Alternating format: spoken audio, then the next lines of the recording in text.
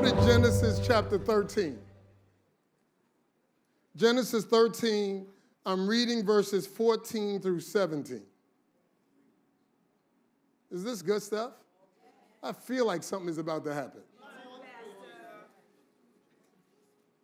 Somebody shout, I'm in the room. I'm in the room. Genesis 13, I'm reading from the King James Version. Here beginneth the reading of God's holy word. And the Lord said unto Abram, after that Lot was separated from him, lift up now thine eyes and look from the place where thou art, northward and southward and eastward and westward. For all the land which thou seest, to thee will I give it, and to thy seed forever. And I will make thy seed as the dust of the earth, so that if a man can number the dust of the earth, then shall thy seed also be numbered.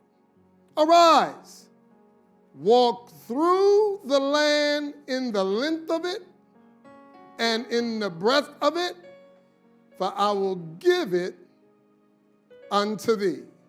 That's it. So far the scripture. Today's message, 360-degree vision. Think, lead, achieve. I believe when you leave here, you're going to have thought. Your leadership is going to the next level. But more importantly, you're going to get results. You're going to achieve. Touch your neighbor and say, I'm going to achieve this year. Father, I thank you for what you're about to do. Blow the minds of every leader in this room. In Jesus' name, somebody shout, I'm at the next level. I'm at the next level. So, in order to start this, there are some points that I need to set up before I holler and scream. So this is like the setup to where God is taking you. Somebody shout, I'm at the next level. 360-degree vision. The first slide states, it's about the ability as a leader to view ideas and information coming from all sides, on all levels, in all time frames. So I want everybody to understand, even though we are believers and we go to church, you got to read not just the Bible. You have to know what's happening in media. You have to know what's going on in the world. You have to understand Russia and Ukraine. You just can't preach scripture without knowing history and stories that are relevant to today. Let's look at the next bullet point. Your leadership role demands that you facilitate visionary thinking and stay abreast of industry-specific news, association best practices, and events in the world at large. As a church, one of the things we had to learn, Pastor Palmer, we had to learn how to adapt in COVID. So many churches had to learn, check out this word, social media. Social media platforms. If you didn't embrace social media platforms, as we're going to learn this weekend, many businesses and churches died because they didn't adapt. Are y'all with me? If we don't adapt, if we don't make change, we will be shut down too. As anointed as you are, as gifted as you are, you will be shut down if you're not flexible. Is that good? So there's 3 points I want to leave you with, and these are key points that I believe is going to bless your life. The first point, you're blessed. As a leader, I don't care if you're in the church, if you're in a business, if you're selling products, if you're an entrepreneur, you have to know you are blessed. Whether someone is preaching it to you, whether you're reading it, you have to know in your spirit, in your psyche, that you are blessed. Yes, sir. Yes, sir. Somebody shout, I'm blessed. I'm blessed. If you don't believe it, clients won't come. If you don't believe you're blessed, people won't show up at your church. You have to know that you are blessed. You got to lift your head up and know that I am blessed.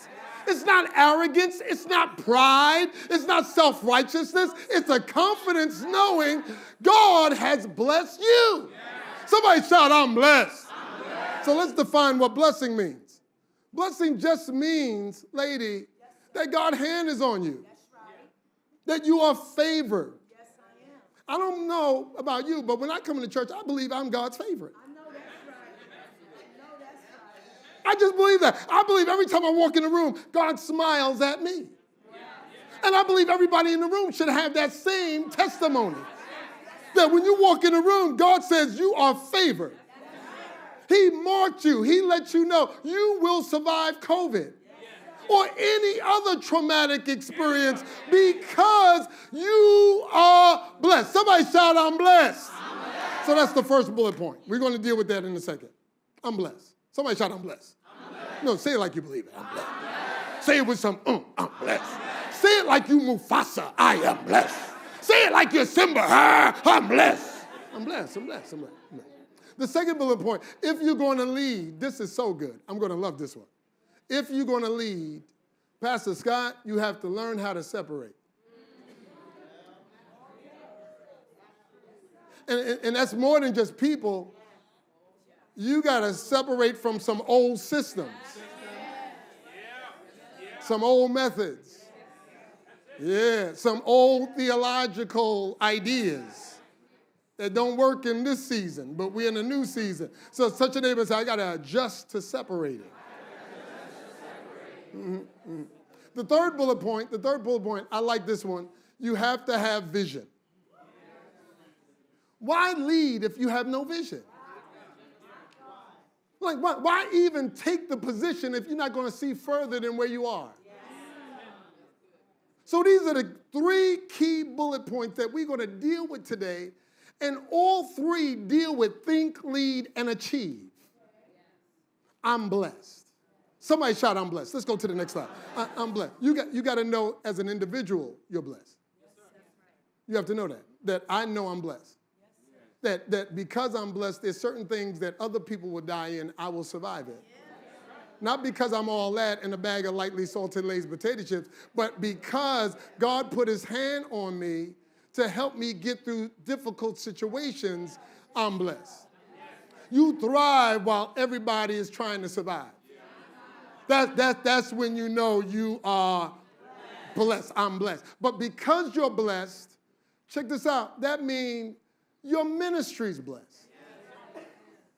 Your church is blessed. Your business is blessed.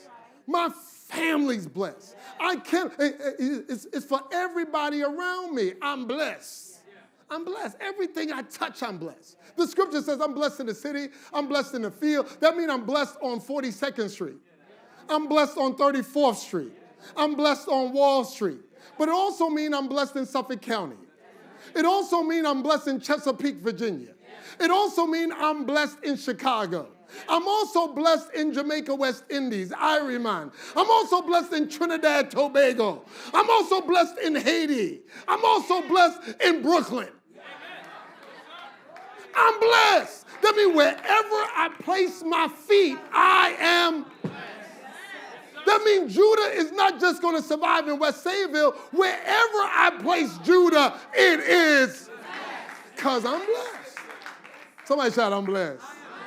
So because my businesses are blessed, my family is blessed, my church is blessed, my leadership team is blessed, my children is blessed, my footprint is blessed, my bank account is blessed, my clothes are blessed. Everything that's attached to me is blessed. But this is what happens when you know you're blessed. You find out where you are blessed. You find out the area of your genius. You find out where you, just because I hit a note, Pastor Roy or Jonathan may have shown me a tenor's note, and I could hit it. Don't mean that's the area of my blessing.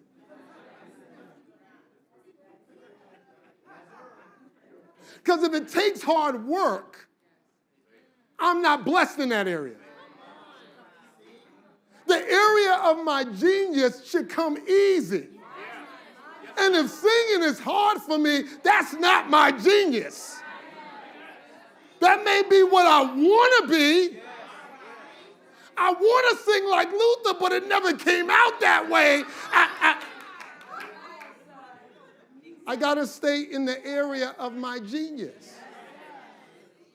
So when you know you're blessed, you start to look at, what am I good in? As a pastor, what are you good in? You're not good at everything. I know we think as pastors, because God speaks to us, we are anointed to do everything. Psych, that's off. If you never took accounting, that means you don't know finance really. Are y'all with me? So you got to find people that are blessed in these areas in their genius and bring them alongside, because you want not just you to be blessed, but your whole organizational blessed. That means if every gift and genius is tied to you, that means everybody is buying into your vision. That means the organization is blessed. Are y'all with me? Yes, so let me give you some restaurants, some fast food joints that I believe you're going to get an idea of what blessings looks like. So let's look at let's look at this bullet point. You should know this one. It's, come on now. We got everything we need. Y'all know this one? It's called Chick-fil-A. The frustration of Chick-fil-A, every time I want Chick-fil-A, it's on Sunday. And Chick-fil-A is always closed on Sunday. It's so frustrating. It's so fun. When I don't want it on Saturday. I don't want it on Friday. But as soon as I leave church, I feel like a #1 deluxe. No cheese, large waffle fries, and a large vanilla shake, 2 cherries. And then when Monday comes, that appetite left. That's what the church say, the devil is alive. But we can learn something from Chick-fil-A. Let me read this. I got to read this. I got this at visualcapitalist.com. Lady, give me a kiss later, boo. It's all good. Don't you know, in the top 10 popular fast food restaurants, Chick-fil-A is number 3. They are third to McDonald's. Number 2 is Starbucks. Let's read these numbers. These numbers blew me away. Check out the numbers. McDonald's in 2021, they grossed $46 billion in revenue. $46 billion. Starbucks was at $24.3 billion. Y'all with me? Chick-fil-A was at $16.7 billion. Now, let me tell you why I picked Chick-fil-A. All the other fast food restaurants are open on Sunday. Chick-fil-A is number 3, and they're closed on Sunday. Y'all not hearing what I'm saying? So let me ask every CEO, every pastor this question. What if you had Chick-fil-A's revenue? What if you had $16 billion to work with for your vision? Why could Chick-fil-A do it, but churches and businesses are struggling not to produce the type of revenue that these fast food restaurants are doing? So let's look at Chick-fil-A. Chick-fil-A specializes not in hamburgers.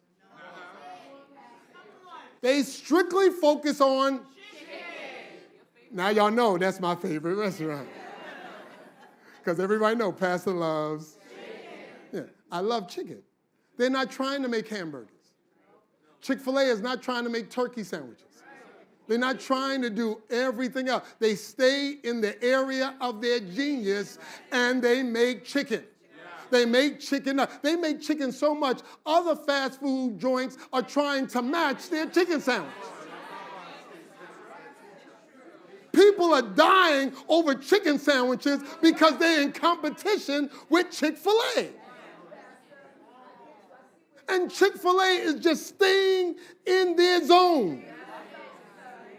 I believe if every leader stay in their zone, don't worry about other companies, other churches, do what you are built to do. Are y'all with me? So let's go to the next one. Let's go to the next one. This is a good one.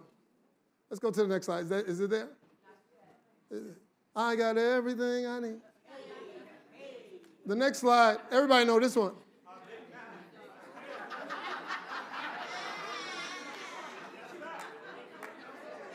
It's going to work for you in a second. Everybody know this one. Whether you like it or not, McDonald's don't care if you don't like McDonald's.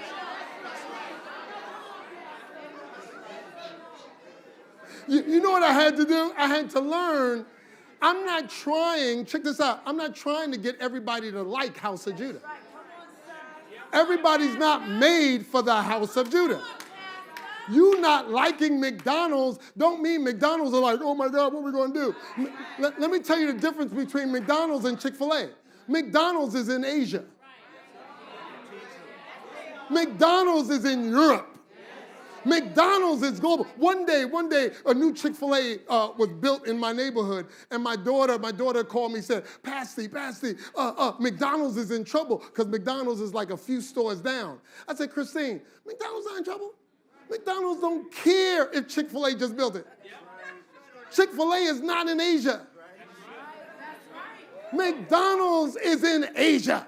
They're in the Philippines. They're in China. They are in Japan. They are in every marketplace in the world. And they built their organization off of burgers, fries, and shakes. And they grew to this conglomerate that is ridiculous because they stuck to their guns. I'm making what is it? Was it 2 all beef patties, special sauce, lettuce, cheese, pickles, onions on a sesame seed bun?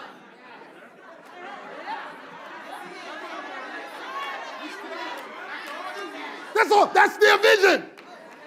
That is their idea. And they grew to be the #1 fast food franchise off of 2 all beef patties. What do you believe in that you can rehearse without it being in front of you that will draw your audience to you?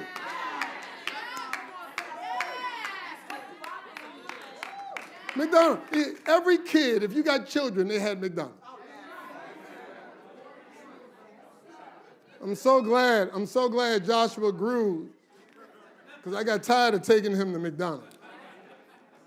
The second bullet point is separation. This is a difficult one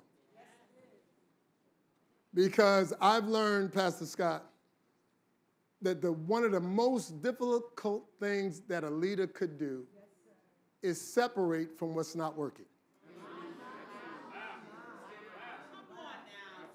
It's like a lady. It's like a lady in a relationship that's abusive where the dude is beating her and beating her and beating her and beating her. And she continues to go back saying, at least he's there to hold me. But you have a raw steak on your eye every other week. It's like you're committed to what's not working. After God told Abram, you're blessed, and whoever bless you shall be blessed, whoever curse you shall be cursed, he had to deal with this separation with Lot. He had to deal with separate Lot is family. Lot is family. But for the sake of this leadership workshop, Lot represents not family, but familiar.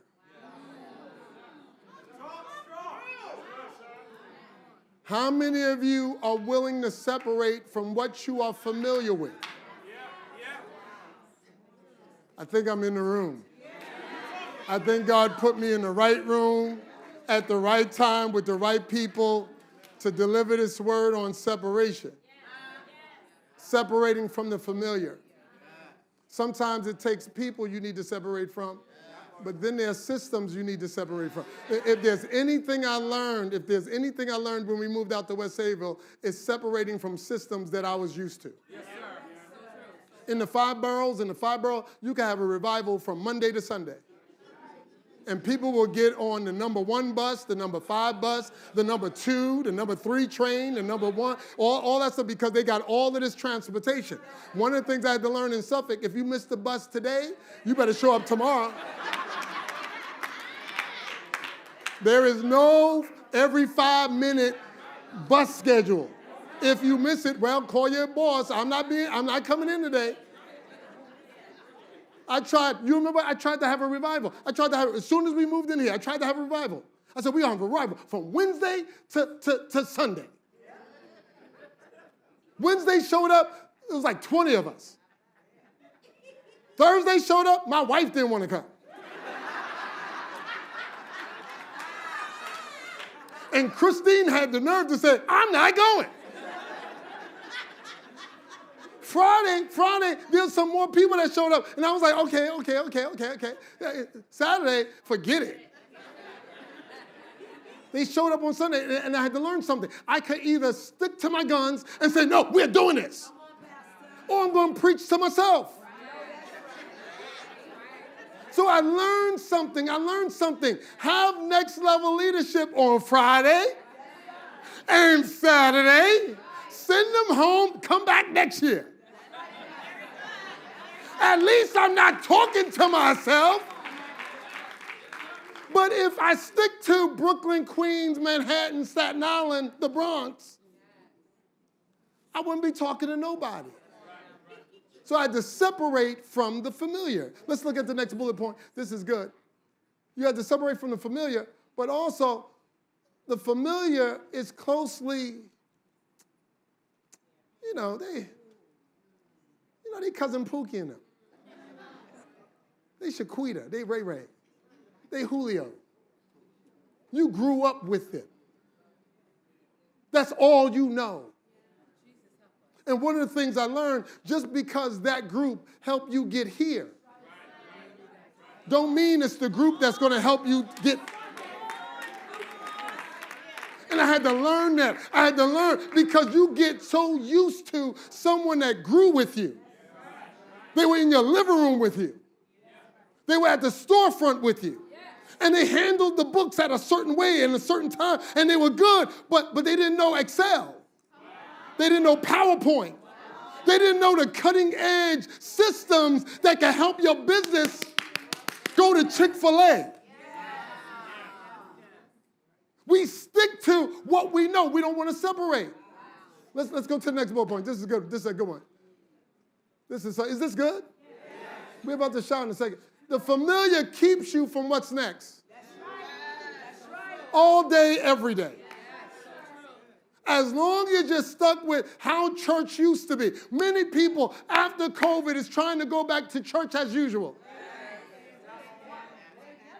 Even if you're on social media platforms, you don't believe it.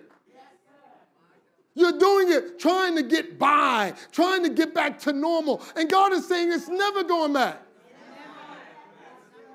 It's new. You shop online. I went down south. I didn't have to go to IHOP. I Uber Eats. And they show up and it's still warm. I had to adjust. Don't you know you could coach online? You could coach leaders in Ghana while you're on Zoom in your living room.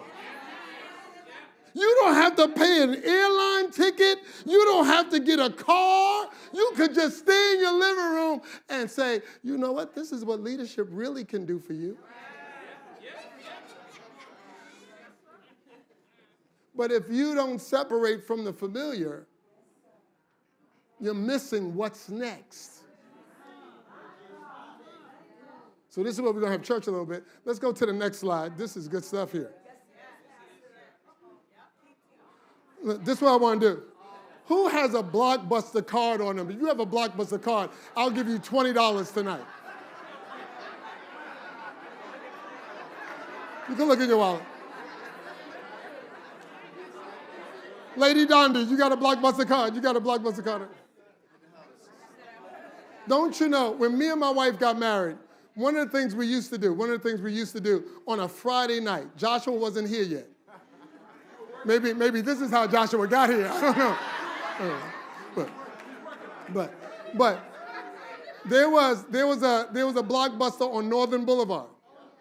In the summer, you could walk there, and if it was kind of cool, you could drive there. It's like a few minutes, 5 minutes, if that. You'll drive. You'll go to the drama section, the action section. Yeah. And then sci-fi. And then if you wanted to know something, you went to the romance section. Right? And you got a VHS tape. You went to the counter and you showed the customer service rep your Blockbuster card. They scanned it and you went out on your way. Me and Lady will order Domino's, get some pepperoni and some extra cheese. Right. And then we'll sit down and we'll watch our movie. The next day, I was always told to go back to Blockbuster and drop that VHS tape, and if it was closed, you could put it through the door slot. And it worked. In the 90s, it worked. But don't you know, in 2000, they had the opportunity to purchase Netflix for $50 million. And because Blockbuster was good, they said no. What are you saying no to because you are attracted to your familiar?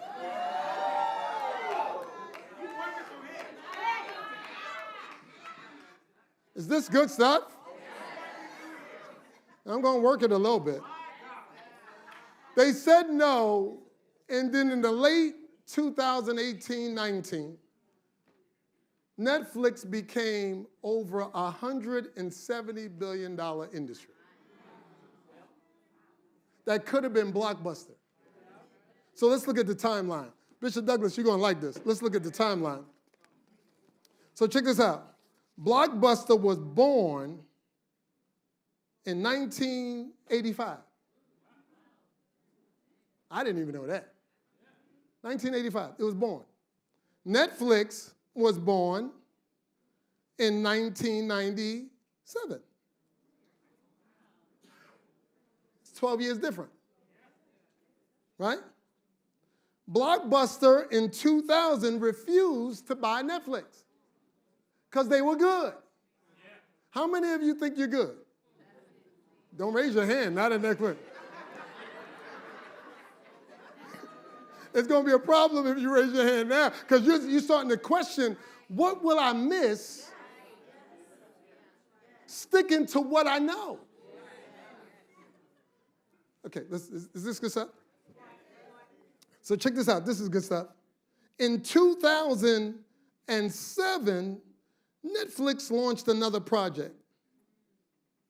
In 2010, Blockbuster is filing Chapter 11. Y'all see that? They filed Chapter 11. Why? Because that system wasn't working. People were staying home watching movies, guess what? On their phone, on their tablet, on their computer. Why go to the store when I could be on the train? Whatever I need. Don't you know somebody could be on the train watching your service? But we are stuck on the familiar. No, I'm not changing. This is what I know. You're going to be irrelevant. It's a great falling away. No, it's a great falling away from your system. Is this good stuff? So check this out. This is good. Check this out. Lady, this is what blew me away. In 2018, Netflix just started to blow up. Now, their net worth, Lady Shante, their net worth is $95.3 billion. That's net worth. Blockbuster said no to $95 billion. What are you saying no to? Because you are stuck with the familiar. Is this good stuff? It's dangerous. This is how I know church to be. But you could be losing if you're not flexible, if you're not pliable. If the world is getting it, why isn't the church following the trends? I'm not saying change your message. I'm saying you have to look at your method in order to be effective to this generation. Is this good? Did y'all see the well singing, bless me, bless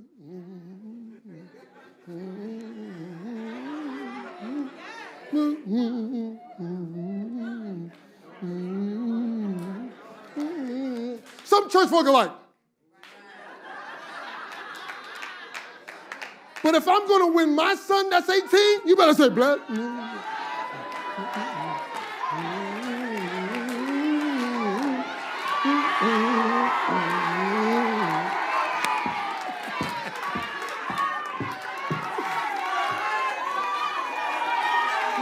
This don't work no more with that generation.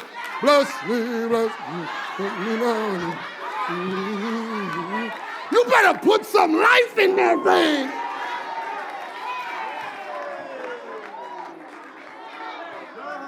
It's the same God. It's the same Lord. We better make some adjustments.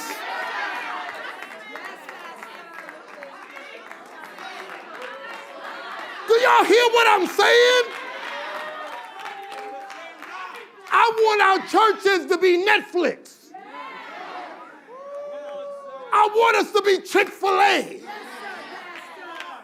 When people come to our church, I want a number one. When they come to your church, you know what I'm coming here for? I want some of that.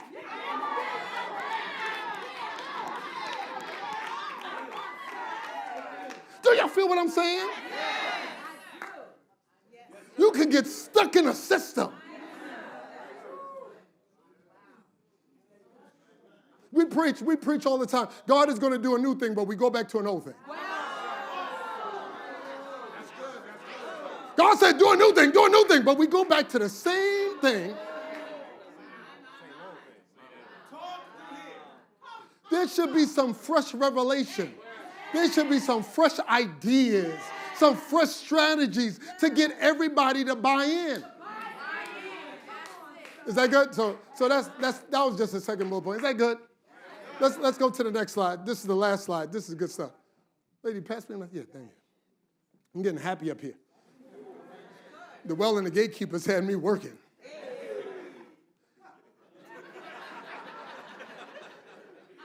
The third bullet point is vision. This leadership is crazy, I tell you. You got pray for it. You got to have vision. Vision is, what do you see? What are you looking at? If you look at the verse that we read in verse 14 of chapter 13, God started to speak to Abram after he separated from Lot. Many of you are not getting fresh information because Lot never left. God will never give you fresh information while the familiar is still with you.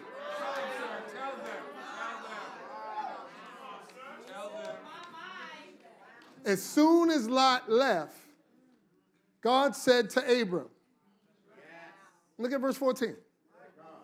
He told him, check this out, Pastor Palmer. He told him, look out from where you are. Don't look at where you are. This is what that looks like. That looks like this. I'm here,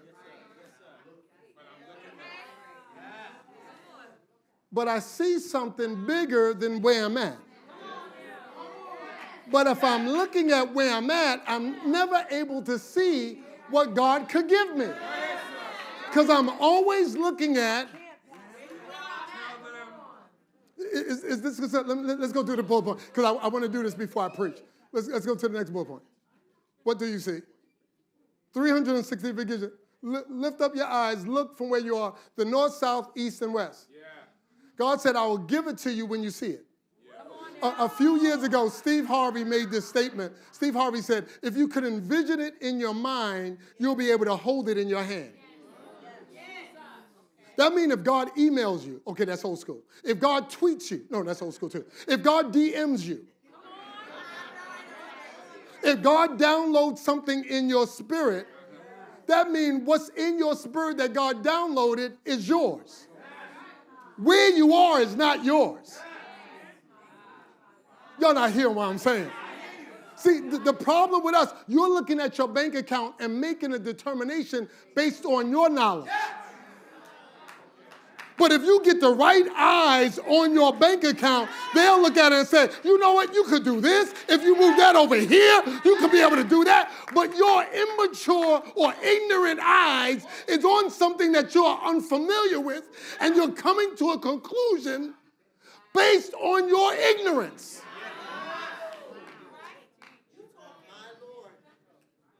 Are y'all with me? Stay with me. Let's go to the next bullet point. This is it here. Walk in what you see and become it. I believe everything you do is a result of what you believe. Your failure is based on what you believe. When you say, I'm going to try this business, the business is going to be tried. If you say, this is my plan A, but I got a plan B, plan A never happens. Because you're leaning on B. But if you throw yourself totally at A and think there is no B, C, D, E, F, G, God will give you your A. Over time, you'll be living in A. Let me share the testimony. In 2006, I started preaching. And Pastor Roy's here, Pastor Allen's here, Elder Charles was here, Lady was here, a few of my members. We had 40 members. And that included children. Do you understand? Children that weren't getting paid. That means children that wasn't tithing.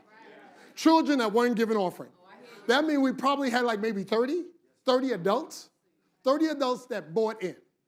Pastor Allen got his real estate license. Because I started preaching, the church is moving to Long Island. Let me tell you what Long Island meant to this ignorant, finite brain at this time. Check this out what it meant. It meant, lady, Elmont, Hempstead, Freeport. That was my understanding of Long Island. Why? Because that was what I was familiar with. So they were looking at Freeport, Hempstead, they were looking at all these, and every time they saw a building, it was the same size as the building we were leaving on Jamaica Avenue. I said, I can't ask people to leave from Queens and Brooklyn to go to a similar place, if not smaller. One day, this crazy Steven Mangum saw this property for sale. It was over $1 million in change. And I said, let's go. Won't he do it? And I know Pastor Allen and Pastor Roy in their head was like, do Pastor know how much we have in the account? And if you know me, yes, I did. But I had to believe, do I believe this and stay in a storefront for the rest of my life? Or do I throw myself at what I believe God is telling me now? We found this. I told Pastor Allen, wear a suit, wear a tie. Pastor Roy, wear a suit and tie. Told the same thing to Charles. We're going to show up. I didn't know this neighborhood was 97% Caucasian. I didn't know. I just saw space. I didn't study the demographics. I didn't do none of that stuff. I just said space. We could grow here. And I believe God blessed my ignorance of not knowing. Because if I would have known, I probably wouldn't have went for it. So sometimes you know too much. Because when you know, you start to say, you know what, it can't happen. But when you go blind, God will open up heaven because you don't know. Are there people in the room that don't know? If you don't know, scream if you don't know. We showed up, Lady McKinley. We showed up, and the pastor's walking us around. The church was dirty at the time. They had communion cups in between the pews. I didn't care about that. I saw space. My wife cared about that. She was like, ew. And it was gray, dirty carpet. The walls were light gray. It was dim. White pipes. It was ugly. It looked like country. And I said, we could do this. Judah, let's go. All 40 of us showed up. We're negotiating. I said, Pastor, let me tell you something. Let me shoot straight with you. This is what we're working with. Okay? I'm going to shoot straight. This is what we're working with. We don't have it. But he liked me. You have to know you are blessed. You're not blessed when you lie.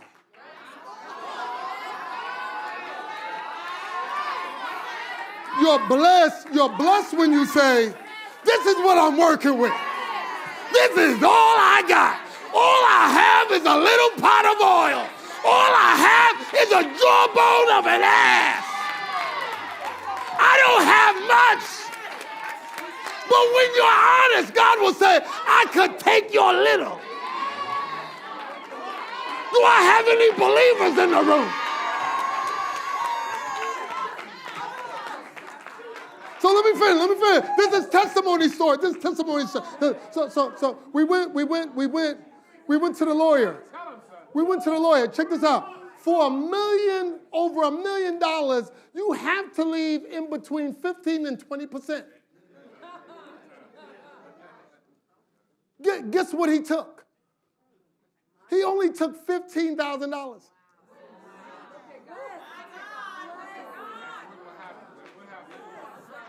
That ain't even close to 15, 20%.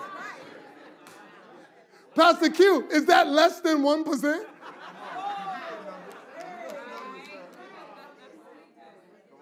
We went there. I remember Charles looking at me. Are you serious, Pastor? I said, it is what it is now. We got to walk the walk now.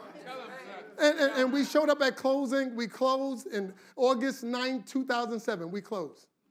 The rows was this, 40. First 2 rows. That's all we had in 2007. I'm preaching like it's packed, but all we have was these 2 rows, and some of them were children. You remember, Tom? Yeah, you didn't have. You was one of the children back then. So you was one of the kids. You was one of the kids. I forgot, Tom. I forgot. My bad. Oops. There it is. You and Derek was one of the kids back then. Y'all was one of the kids. That's all we had. But I know what I heard.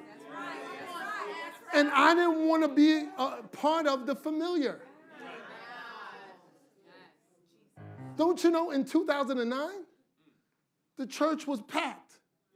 And there was a lady, you sat next to me, and I said, are they playing with me? Am I being punked? You remember? Because black people started showing up. And black people started showing up thinking, is this really a pastor here? Because remember, it's 97% Caucasian. But black people from Babylon, from Riverhead, from Mastic, from Bayshore, they started showing up because they heard there was this dude in Sayville preaching the word of God, and they started showing up. They were interviewing to see if I was really the pastor. And every Sunday they saw me, they started to believe this dude is the pastor. And then they became members. Yeah. But if I would have said no to West Sayville, I wouldn't be talking to 90% of the room. Because I was stuck on the familiar. What are you missing staying with the familiar? What do you see for your family, for your church, for your business? What do you see? Don't tell me about who left. Don't even tell me about who stayed. Don't tell me about what's in your account. What do you see? Every leader, stand to your feet quickly. Every leader, stand to your feet. Don't look at the person next to you. Don't look at me. What do you see?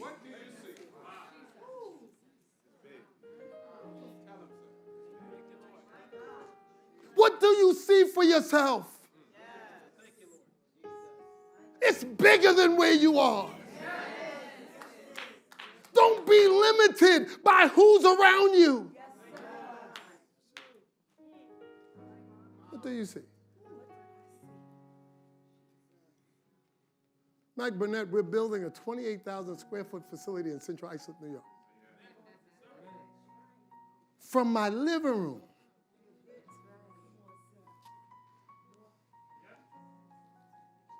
I want Chick-fil-A revenue.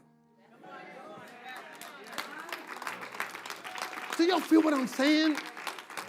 Then you can never worry, you don't have to worry about government funding. You could build any school you want to build. You could build true affordable housing.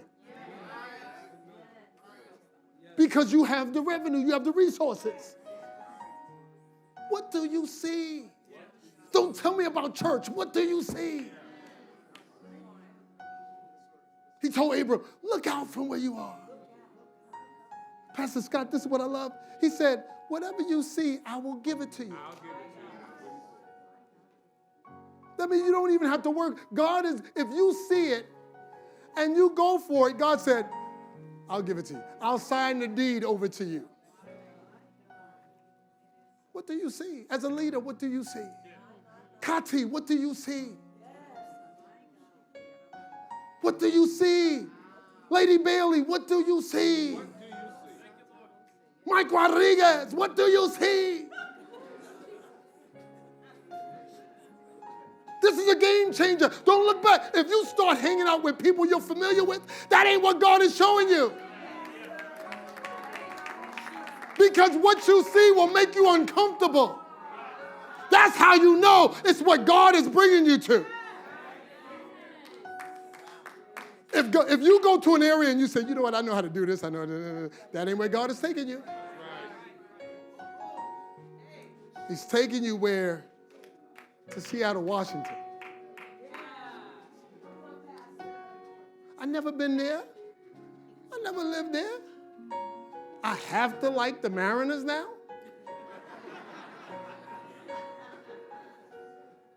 Seahawks? What kind of mess is going on in this country called America? But when God takes you somewhere, eyes haven't seen, ears haven't heard, neither has it entered the heart of man what God wants to do with your business, with your church, with your family. What do you see? Everybody just stop for a minute and look at what God is showing you. What is he showing you? It's bigger than what you think. It's huge. It's amazing. Well, you have no clue of where God is taking you. It's big. Mac, it's big, dog. Throw up your hands quickly, everybody in the room.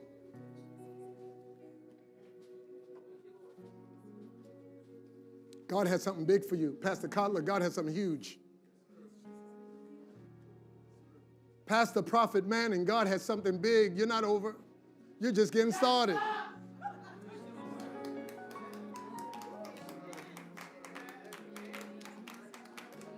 Pastor Ty, God just getting started, dog. He's just getting started. Sometimes God got to shut some things down to open up some new things.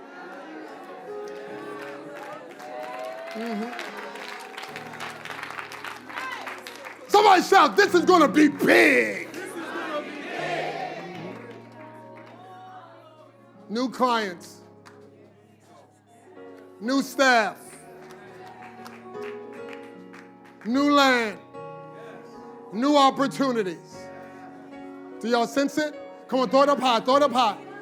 I want you to give God a praise like you're going after not the familiar, but you're going after everything God is showing you in this season.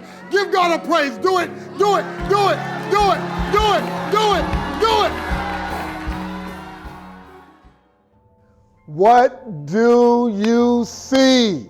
Listen, I know this 360 vision message impacted your life. Yes. Listen, don't look at the familiar. Don't look at what you're used to. Look at where God is taking you. Your destiny is in front of you. Yes. Listen, can you do yourselves a favor? Can you like? Can you comment? Can you share? Because one, we want to stay in contact with you, but we also want to be a blessing to your community. Yes. With that said, Next Level Leadership is right around the corner.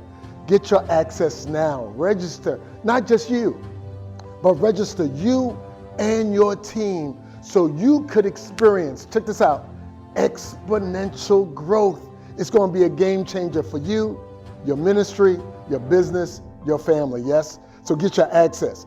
And because we are a blessing, and I know we are, sow into good ground, sow into THOJ, so we can continue this content to bless you and your family. And I look forward to seeing you at Next Level Leadership 2025, Exponential Growth. Get your access, get in the room. I look forward to seeing you.